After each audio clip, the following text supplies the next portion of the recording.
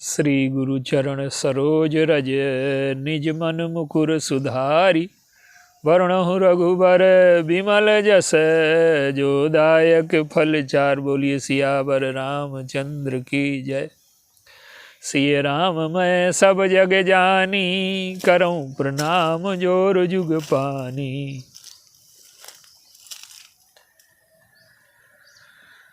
भगवान राम के चरित्र में ये जो लक्ष्मण रेखा है, सीता जी जब लक्ष्मण जी पर संदेह व्यक्त करती हैं तो लक्ष्मण जी ने एक रेखा खींची। उस लक्ष्मण रेखा का आध्यात्मिक अर्थ क्या है, हमारे जीवन में उसका महत्व क्या है। सीता जी को जो दुख मिलने वाले हैं भविष्य में, उनकी ये पृष्ठभूमि है। किसी भी मनुष्य को जब दुख मिलता है तो उसका पहला कदम दुख की ओर क्या है। यद्यपि सीता जी महाशक्ति हैं, भगवान राम से वो अभिन्न हैं, उनके जीवन में दुख सुख है ही नहीं। ईश्वर के जीवन में न योग है, न वियोग है, न सुख है, न दुख है। लेकिन हम लोगों को ये बताने के लिए कि हमारे जीवन में दुख कैसे प्रवेश करता है, और अगर हम अपने जीवन में दुख के प्रवेश को रोकना चाहते हैं तो हमें श्री लक्ष्मण जी द्वारा खींची गई लक्ष्मण रेखा का तात्पर्य समझना चाहिए।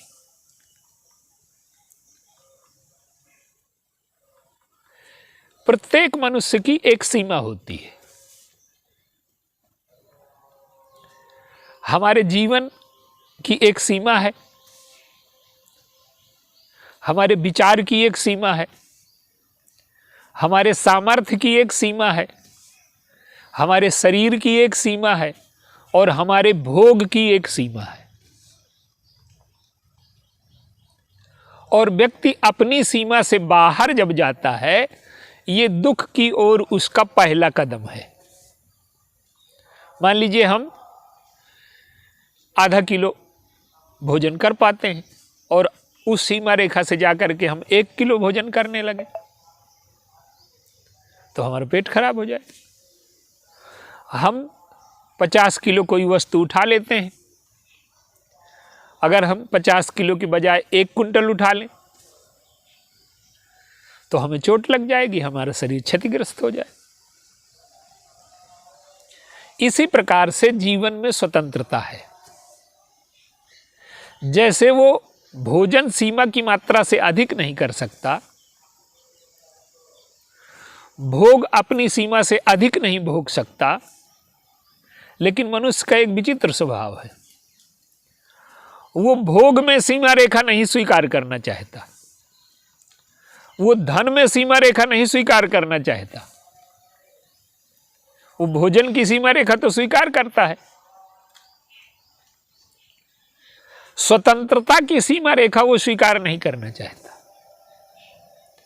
वो चाहता है कि हमें परतंत्र न होना पड़े, और जो चीज असंभव है अगर हम उसी को पाने का प्रयास कर रहे हैं तो दुख के अलावा हमारे जीवन में कुछ न होगा।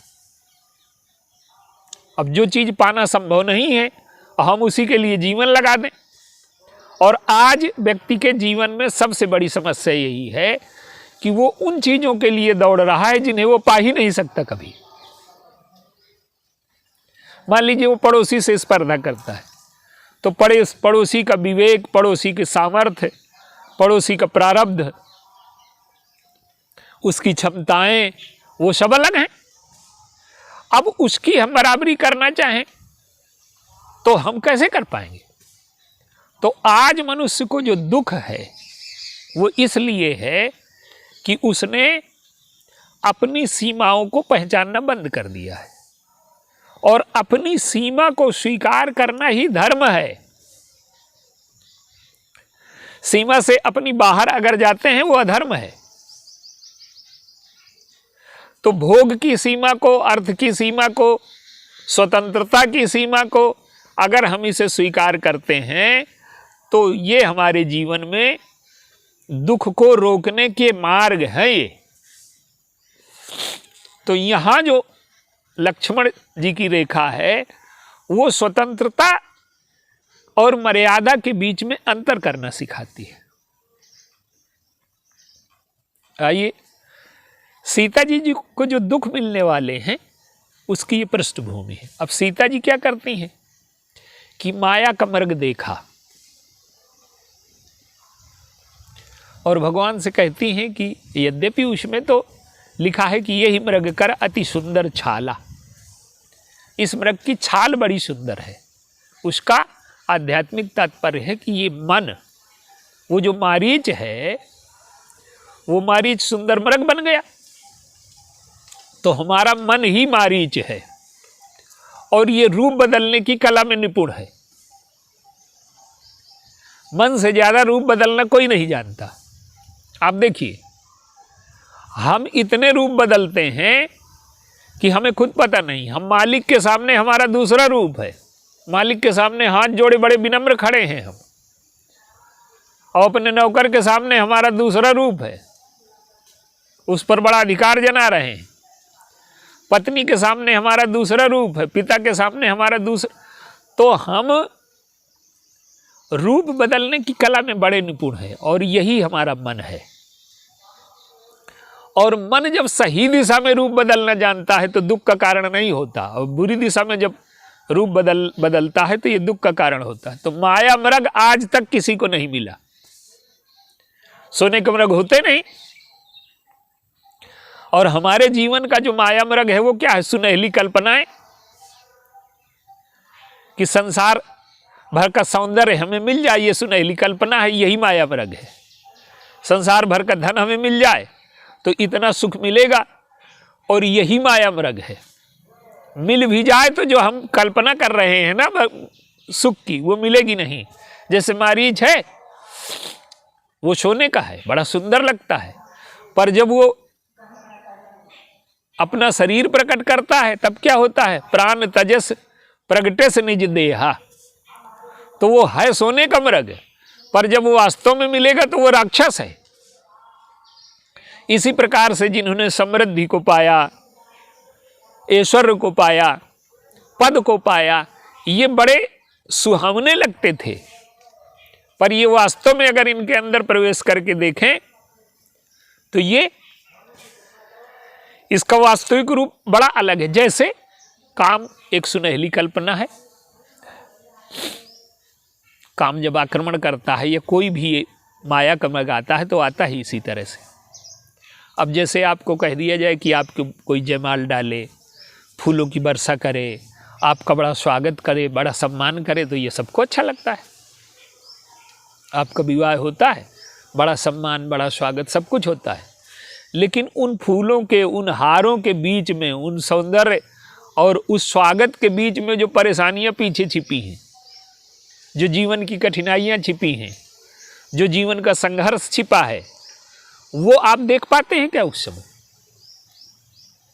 तो जो छिपा हुआ है पीछे, पत्नी मिली बड़ी सुंदर लगी, अब उससे जो समस्याएं पैदा हो रही, जो संघर्ष पैदा हो रहा है, जो पालन पोषण में जो जीवन की ऊर्जा लग रही है, तो ये जो चीजें हैं ये दिखती बड़ी सुंदर हैं, पर ये वास्तव में वैसी होती नहीं, ये कल्पना है।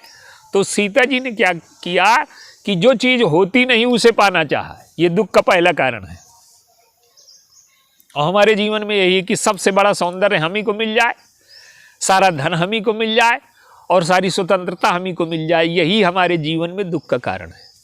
जब हम असंभव चीज को पाना चाहें जो संभव ही नहीं है, यही तो दुख का कारण है। तो सीता जी की जो भूमिका है वो क्या है? वो हमें ये बताना चाहती हैं कि मनुष्य को दुख कैसे मिलता है। तो पहली सीमा रेखा उन्होंने लक्ष्मण रेखा क्या पार की कि जो असंभव है उसे पाना चाहती हैं। ये पहली लक्ष्मण रेखा है जो उन्होंने पार की। दूसरी लक्ष्मण रेखा ये है कि जो ईश्वर हमारे जीवन का साध्य है उसे साधन बना दिया। ईश्वर को हमें इष्ट बनाना है, पर ईश्वर को हम साधन बना लेते हैं। मंदिर में जाते हैं तो कहते हैं प्रभु हमें मिल जाए। तो भगवान को पाने नहीं गए हम, भगवान से कुछ पाने गए हैं। भगवान इष्ट नहीं होता हमारा। तो ईश्वर जब साध्य के स्थान पर साधन बना दिया सीता जी ने, ये दूसरी रेखा उन्होंने पार की। और मारीच के स्वर को प्रभु का स्वर समझ लिया, ये तीसरी रेखा उन्होंने पार की। ईश्वर के बल पर संशय किया, ये चौथी रेखा उन्होंने पार की। संत के चरित्र पर संदेह किया लक्ष्मण जी तो 14 साल से प्रभु और सीता माँ की सेवा में हैं, जिन्होंने उनकी सेवा के लिए पत्नी छोड़ दी, परिवार छोड़ दिया, ऐश्वर्य छोड़ दिया, यश छोड़ दिया, सर्व त्याग कर दिया। ऐसे सर्वत्यागी को कुछ कटु बातें जो गोस्वामी जी लिखने का साहस नहीं कर पाते, यद्यपि गोस्वामी जी ने सीता जी का दोष कम करने के लिए क्या लिखा है, मरम वचन जब सीता बोला। अब सीता जी तो बोली लिखना चाहिए, लेकिन नहीं, गोस्वामी जी कर्ता प्रधान वाक्य के स्थान पर कर्म प्रधान वाक्य लिखते हैं, जिससे सीता जी के दोष का परिमार्जन हो जाए। सीता जी ने कहा नहीं, सीता जी से बुलवाया गया, इसलिए बोला लिखा। प्रभु ने उनसे कहा कि तुम्हें कहना है। सीता जी अपने मन से नहीं कह सकती, अपने पुत्र पर मां ऐसा कैसे आक्षेप लगाएगी। तो सीता जी के दोष को कम करने का प्रयास है। रामायण ये आध्यात्मिक ग्रंथ है, ये काव्य नहीं है, ये इतिहास नहीं। इतिहास और काव्य ये सब है, लेकिन मूल इसका जो ये चिकित्सा का ग्रंथ है, मनुष्य के मन की चिकित्सा कैसे हो, अंतःकरण स्वस्थ कैसे हो, और ये मूलतः आध्यात्मिक ग्रंथ है। तो लक्ष्मण जी के चरित्र पर संदेह करना, ये एक सीमा रेखा और पार की उन्होंने। जो परखा हुआ साधु है, जिसका चरित्र साधु होता है कि वेद साधु होता है। लक्ष्मण जी चरित्र से साधु हैं, तो चरित्र के साधु पर विश्वास नहीं किया और वेश के साधु पर विश्वास कर लिया। और आज यही समस्या है। तो चरित्र का जो साधु है उस पर भरोसा नहीं किया और वेश के साधु पर भरोसा कर लिया, और बिना भक्ति के, तो बिना विश्वास के तो भक्ति की रक्षा हो ही नहीं सकती। तो हमारे जीवन में अगर हम दुख को रोकना चाहते हैं, तो हम अपनी सीमा रेखा को, अपनी स्वतंत्रता को पहचानें, और स्वतंत्रता की सीमा रेखा ही मर्यादा है।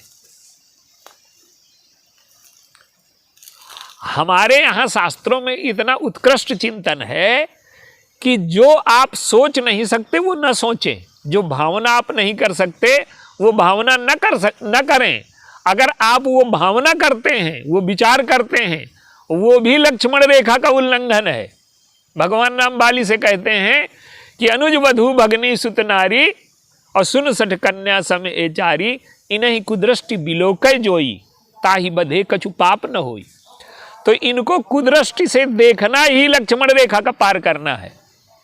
हमारी संस्कृति तो अद्वितीय है। उसने क्या किया कि माँ को पूज्यता की नज़र से देखना है। बहन है, हमारे यहाँ तो छोटी लड़की है 5 साल की, उसको भी हम पूज्य मानते हैं। उसका बाबा भी उसके पैर छूता है, उसका नाना भी उसके पैर छूता है। हमारे यहाँ कैसे, अब लोग आज समझ नहीं पाते, बड़ा छोटे के पैर क्यों छुए। वो बड़े छोटे का संबंध नहीं है, भाव हमारा कैसे पवित्र होगा। मुख्य चीज है हमारे अंतःकरण की स्वच्छता, सुंदरता और पवित्रता।